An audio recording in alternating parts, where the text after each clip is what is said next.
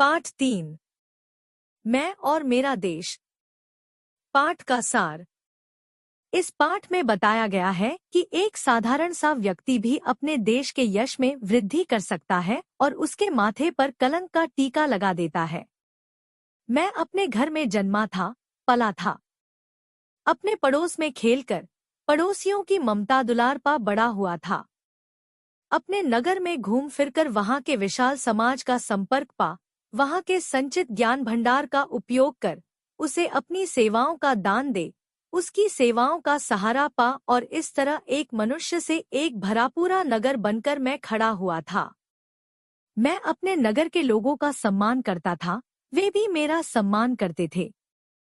मुझे बहुतों की अपने लिए जरूरत पड़ती थी, मैं भी बहुतों की जरूरत का उनके लिए जवाब था। इस तरह मैं समझ रहा था कि मैं अब पूरा हो गया हूँ, पूरा फैल गया हूँ, पूरा मनुष्य हो गया हूँ। मैं सोचा करता था कि मेरी मनुष्यता में अब कोई अपूर्णता नहीं रही, मुझे अब कुछ न चाहिए, जो चाहिए वह सब मेरे पास है। मेरा घर, मेरा पड़ोस, मेरा नगर और मैं। वाह, कैसी सुंदर, कैसी संगठित और कैसी पूर्ण है मेरी स्थिति। एक दिन आनंद की इस दीवार में एक दरार पड़ गई और तब मुझे सोचना पड़ा कि अपने घर, अपने पड़ोस, अपने नगर की सीमाओं में ममता, सहारा, ज्ञान और आनंद के उपहार पाकर भी मेरी स्थिति एकदम हीन है, और हीन भी इतनी कि मेरा कहीं भी कोई अपमान कर सकता है एक मामूली अपराधी की तरह, और मुझे यह भी अधिकार नहीं कि मैं उस अपमान का बदला लेना तो दूर रहा, उसके लिए कहीं अपील या दया प्रार्थना ही कर सकूं। क्या कोई भूकंप आया था जिससे दीवार में यह दरार पड़ गई? बड़े महत्व का प्रश्न है। इस अर्थ में भी कि यह बात को लिखने का, आगे बढ़ने का अवसर देता है, और इस अर्थ में भी कि ठीक समय पर पूछा गया है। ऐसे प्रश्नों का उत्तर देने में एक अपूर्व आनंद आता है। तो उत्तर यह है आपके प्रश्न का, जी हाँ, एक भूकंप आया था जिससे दीवार में यह दरार पड़ गई, और लीजिए, आपको कोई नया प्रश्न न पूछना पड़े, इसलिए मैं अपनी ओर से ही कहे दे रहा हूँ कि यह दीवार थी मानसिक विचारों की, मानसिक विश्वासों की। इसलिए यह भूकंप भी किसी प्रांत या प्रदेश में नहीं उठा, मेरे मानस में ही उठा था। मानस में भूकंप उठा था, हाँ जी, मानस में भूकंप उठा था, और भूकंप में कहीं कोई धरती थोड़े ही हिली थी, आकाश थोड़े ही कांपा था। एक तेजस्वी पुरुष का अनुभव ही वह भूकंप था जिसने मुझे हिला दिया। तेजस्वी पुरुष थे स्वर्गीय पंजाब केसरी लाला लाजपत राय। अपने महान राष्ट्र की पराधीनता के दीन दिनों में जिन लोगों ने अपने रक्त से गौरव के दीपक जलाए और जो घोर अंधकार और भयंकर बवंडरों के झकझोरों में जीवन भर खेल उन दीपकों को बुझने से बचाते रहे, उनमें एक थे हमारे लालाजी। उनकी कलम और वाणी दोनों में तेजस्विता की ऐसी किरणें थी कि वे फूटती तो अपने मुग्ध हो जाते और पराए भौंचक। वे उन्हीं दिनों सारे संसार में घूमे थे। उनके व्यक्तित्व के गठन में उनके परिवार, उनके पास पड़ोस और उनके नगर ने अपने सर्वोत्तम रत्नों की जोत उन्हें भेंट दी थी। अजी, क्या बात थी उनके व्यक्तित्व की! क्या देखने में, क्या सुनने में वे एक अपूर्व मनुष्य थे। कौन था भला ऐसा जिस पर वे मिलते ही छा न जाते। संसार के देशों में घूमकर वे अपने देश में लौटे तो उन्होंने अपना सारा अनुभव एक ही वाक्य में भरकर बिखेर दिया। वह अनुभव ही तो वह भूकंप था जिसने मेरी पूर्णता की कसक को अपूर्णता की कसक में बदल दिया। उनका वह अनुभव यह था, मैं अमेरिका गया, इंग्लैंड गया, फ्रांस गया और संसार के दूसरे देशों में भी घूमा, पर जहां भी मैं गया, भारतवर्ष की गुलामी की लज्जा का कलंक मेरे माथे पर लगा रहा। क्या सचमुच यह अनुभव एक मानसिक भूकंप नहीं है, जो मनुष्य को झकझोर कर कहे कि किसी मनुष्य के पास संसार के ही नहीं, यदि स्वर्ग के भी सब उपहार और साधन हों, पर उसका देश गुलाम हो या किसी भी दूसरे रूप में हीन हो, तो वे सारे उपहार और साधन उसे गौरव नहीं दे सकते। इस अनुभव की छाया में मैं सोचता हूँ कि मेरा यह कर्तव्य है कि मुझे निजी रूप में सारे संसार का राज्य भी क्यों न मिलता हो, मैं कोई ऐसा काम न करूं जिससे मेरे देश की स्वतंत्रता को, दूसरे शब्दों में उसके सम्मान को धक्का पहुंचे, उसकी किसी भी प्रकार की शक्ति में कमी आए। साथ ही उसके एक नागरिक के रूप में मेरा यह अधिकार भी है कि अपने देश के सम्मान का पूरा पूरा भाग मुझे मिले और उसकी शक्तियों से अपने सम्मान की रक्षा का मुझे, जहां भी मैं हूं, भरोसा रहे। अजी भला, एक आदमी अपने इतने बड़े देश के लिए कर ही क्या सकता है? फिर कोई बड़ा वैज्ञानिक हो तो वह अपने आविष्कारों से ही देश को कुछ बल दे, या फिर कोई बहुत बड़ा धनपति हो तो वह अपने धन का भामाशाह की तरह समय पर त्याग कर ही देश के काम आ सकता है। पर हर एक आदमी न तो ऐसा वैज्ञानिक हो सकता है, न धनिक ही। फिर जो बेचारा अपनी ही दाल रोटी की फिक्र में लगा हुआ हो, वह अपने देश के लिए चाहते हुए भी क्या कर सकता है? आपका प्रश्न विचारों को उत्तेजना देता है, इसमें संदेह नहीं, पर इसमें भी कोई संदेह नहीं कि इसमें जीवन शास्त्र का घोर अज्ञान भी भरा हुआ है। अरे भाई, जीवन कोई आपके मुन्ने की गुड़िया थोड़े ही है कि आप कह सकें कि बस यह है, इतना ही है। वह तो एक विशाल समुद्र का तट है जिस पर हरेक अपने लिए स्थान पा सकता है। लो, एक और बात बताता हूँ आपको। जीवन को दर्शन शास्त्रियों ने बहुमुखी बताया है, उसकी अनेक धाराएं हैं। सुना नहीं आपने कि जीवन एक युद्ध है और युद्ध में लड़ना ही तो कोई एक काम नहीं होता। लड़ने वालों को रसद न पहुंचे तो वे कैसे लड़े? किसान ठीक खेती न उपजाए तो रसद पहुंचाने वाले क्या करें? और लो, जाने दो बड़ी बड़ी बातें, युद्ध में जय बोलने वालों का भी महत्व है। जय बोलने वालों का? हाँ जी, युद्ध में जय बोलने वालों का बहुत महत्व है। कभी मैच देखने का तो अवसर मिला ही होगा आपको। देखा नहीं आपने कि दर्शकों की तालियों से खिलाड़ियों के पैरों में बिजली लग जाती है और गिरते खिलाड़ी उभर जाते हैं। कवि सम्मेलनों और मुशायरों की सारी सफलता दाद देने वालों पर ही निर्भर करती है। इसलिए मैं अपने देश का कितना भी साधारण नागरिक क्यों न हूँ, अपने देश के सम्मान की रक्षा के लिए बहुत कुछ कर सकता हूँ। अकेला चना क्या भाड़ फोड़े, यह कहावत मैं अपने अनुभव के आधार पर ही आपसे कह रहा हूँ कि 100% झूठ है। इतिहास साक्षी है, बहुत बार अकेले चने ने ही भाड़ फोड़ा है, और ऐसा फोड़ा है कि भाड़ खील खील ही नहीं हो गया, उसका निशान तक ऐसा छूमंतर हुआ कि कोई यह भी न जान पाया कि वह बेचारा आखिर था कहाँ।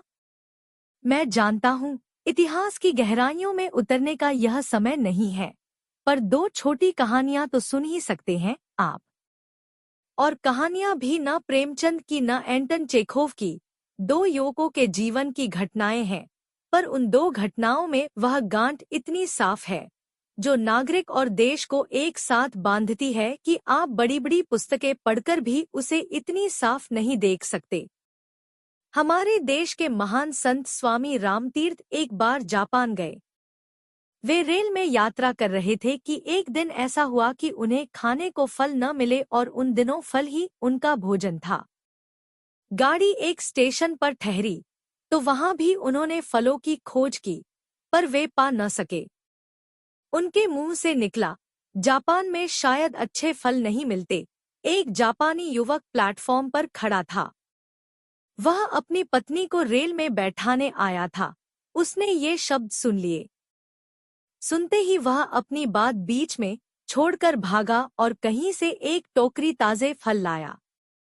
वे फल उसने स्वामी रामतीर्थ को भेंट करते हुए कहा, लीजिए, आपको ताजे फलों की जरूरत थी।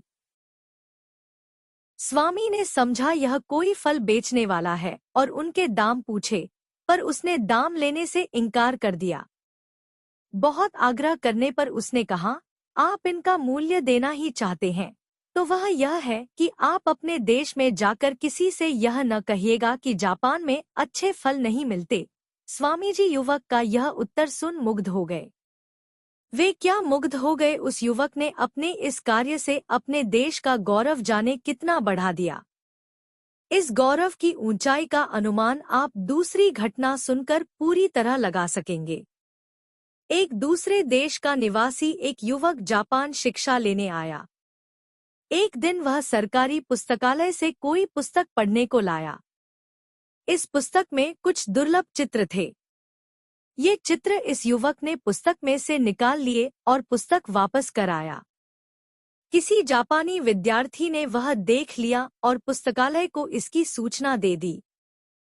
पुलिस ने तलाशी लेकर वे चित्र उस विद्यार्थी के कमरे से बरामद किए और उस विद्यार्थी को जापान से निकाल दिया गया। मामला यहीं तक रहता तो कोई बात न थी। अपराधी को दंड मिलना ही चाहिए, पर मामला यहीं तक नहीं रुका और उस पुस्तकालय के बाहर बोर्ड पर लिख दिया गया कि उस देश का, जिसका वह विद्यार्थी था, कोई निवासी इस पुस्तकालय में प्रवेश नहीं कर सकता। मतलब साफ है, एकदम साफ कि जहां एक युवक ने अपने काम से अपने देश का सिर ऊंचा किया था, वहीं एक युवक ने अपने काम से अपने देश के मस्तक पर कलंक का ऐसा टीका लगाया जो जाने कितने वर्षों तक संसार की आंखों में उसे लांछित करता रहा। इन घटनाओं से क्या यह स्पष्ट नहीं है कि हर एक नागरिक अपने देश के साथ बंधा हुआ है और देश की हीनता और गौरव का ही फल उसे नहीं मिलता, उसकी हीनता और गौरव का फल भी उसके देश को मिलता है। मैं अपने देश का एक नागरिक हूँ और मानता हूँ कि मैं ही अपना देश हूँ। जैसे मैं अपने लाभ और सम्मान के लिए हर एक छोटी छोटी बात पर ध्यान देता हूँ, वैसे ही मैं अपने देश के लाभ और सम्मान के लिए भी छोटी छोटी बातों तक पर ध्यान दूँ। यह मेरा कर्तव्य है और जैसे मैं अपने सम्मान और साधनों से अपने जीवन में सहारा पाता हूँ, वैसे ही देश के सम्मान और साधनों से भी सहारा पाऊँ। यह मेरा अधिकार है।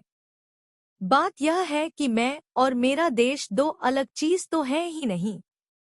मैंने जो कुछ जीवन में अध्ययन और अनुभव से सीखा है, वह यही है कि महत्व किसी कार्य की विशालता में नहीं है, उस कार्य के करने की भावना में है।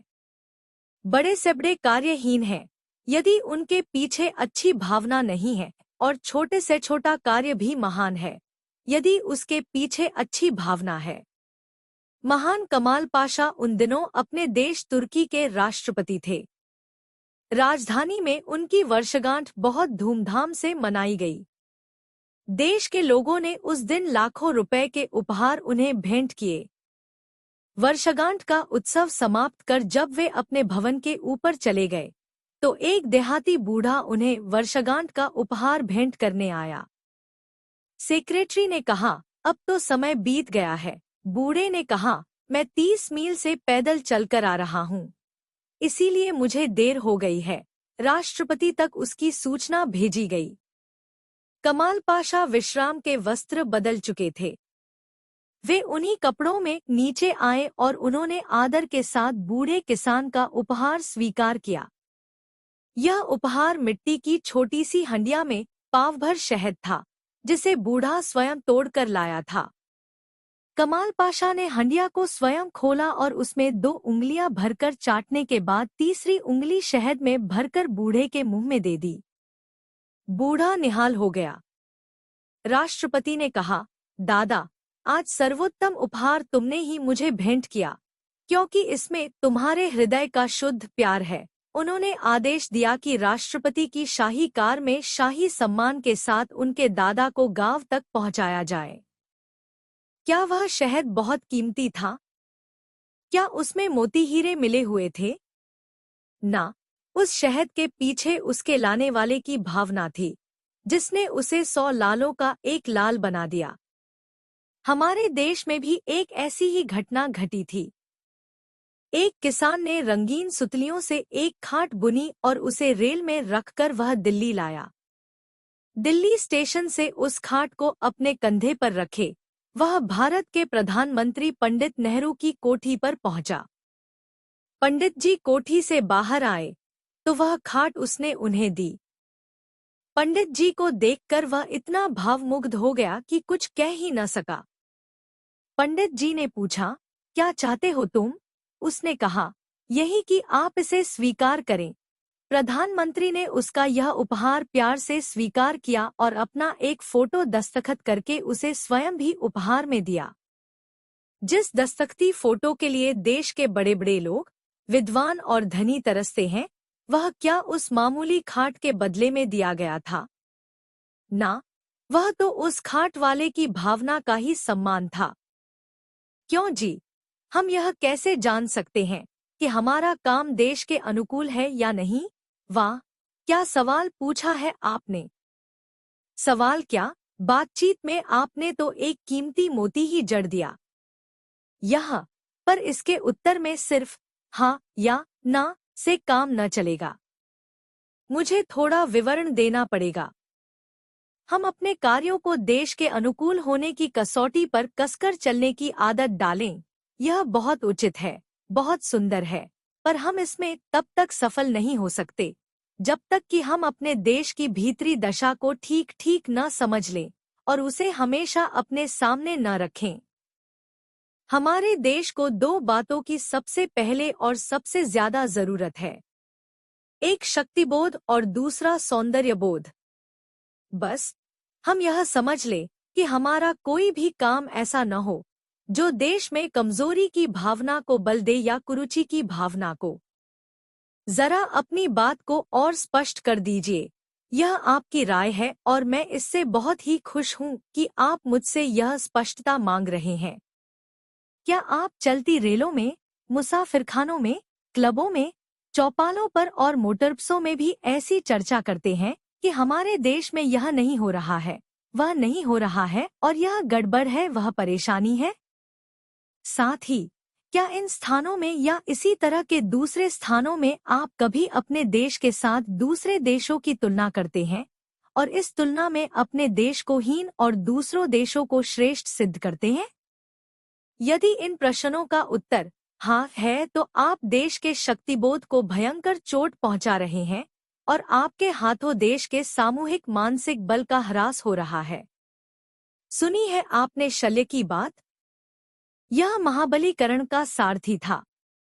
जब भी कर्ण अपने पक्ष की विजय की घोषणा करता, हुंकार भरता, अर्जुन की अजेयता का एक हल्का सा उल्लेख कर देता।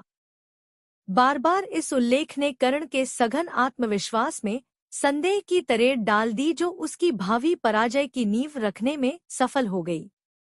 अच्छा, आप इस तरह की चर्चा कभी नहीं करते तो मैं आपसे दूसरा प्रश्न पूछता हूँ।